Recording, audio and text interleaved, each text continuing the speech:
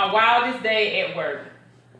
Back in 2016, early spring, I left home, arrived at work approximately 7 o'clock, between 7 o'clock, 7:30 a.m. as a normal work day. I entered the building where I work, which is a nursing home, and I go in, I clock in. After clocking in, I greet the residents, again, a normal work day. And as I'm greeting the residents, I walk down the hall, speak to the nurses, see how much staff that we have for the day. Come back up to the front office, where my office is, the department, activity department. I come back up front, and back in the business office, I began to hear a noise in the back. So I'm trying to figure out where the noise is coming from, because remind you, I get to work around 7 o'clock, 7:30 a.m., and I'm the first department head in the building.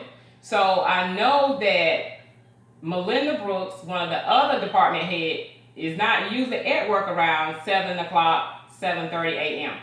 So I heard the noise, and then I went and knocked on the office door, because the door, after checking the door, it was locked. I went and knocked on the door again, and I didn't get an answer. So then I called maintenance to see if he was in the building, to see if there was a possibility that he was in the office doing some work or whatever.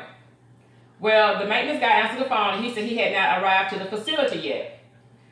So then I'm kind of curious now, because the noise has not stopped, and Melinda's not at work, and the maintenance guy is not at work, and to my knowledge, again, I'm the only department head there in the building.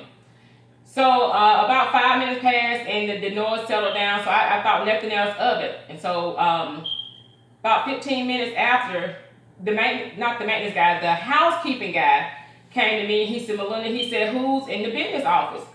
And I said, well, you know, Nate, I asked the same question. I said, because it was a lot of noise going on in there. I said, and Melinda's not here, and the maintenance guy not here. I said, see if anyone else has a key, so we can see what's going on in the office. Well, Nate didn't have a key, but just so happened one of the other department heads got in the building, and she had what we call a the key that goes to all the doors in the office. Long story short, we opened the door, and when we opened the door, he went through the first office, which is admission, and then he opened the door to the business office. Well, when he opened the door to the business office, he ran back out, and he said, there's a deer in there. And we said, what? He said, it's a deer in the office. And he said, he got blood everywhere, and he done tore all the papers and stuff off the desk, saying he just done gone wild in there. We thought it was a joke. So we're like, no, Nate, you need to stop playing now. Come on now, who's in the office? He's like, no, I'm serious. There's a deer now.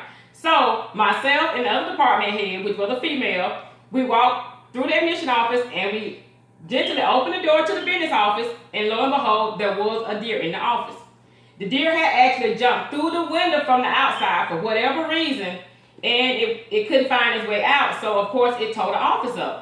So I called my supervisor, who is the administrator, and let him know what was going on, and the maintenance guy, I called him again and let him know what was going on, that there was a deer in the business office, and he said that they would be there shortly. Shortly upon their arrival, they walked to the back, and they were trying to figure out how to get the deer out. Right? So they dialed 911, told me we had a deer in the office and everything, and while I was sitting there waiting on the police department to arrive, the deer jumped out the window. He jumped out the window the same way he came in. When he jumped out of the window, I ran, the maintenance man ran, and the administrator ran. So I really don't know who ran the fastest, me, the maintenance man, or the administrator. But that was one of my wildest days at work. So the deer ran back out into the city. We have no clue what happened to him or her or it, but that was one of the wildest days at work, and we spent probably hours trying to get the business office back intact. So be cautious and keep your heads up, but again, that's one of my wildest days at work.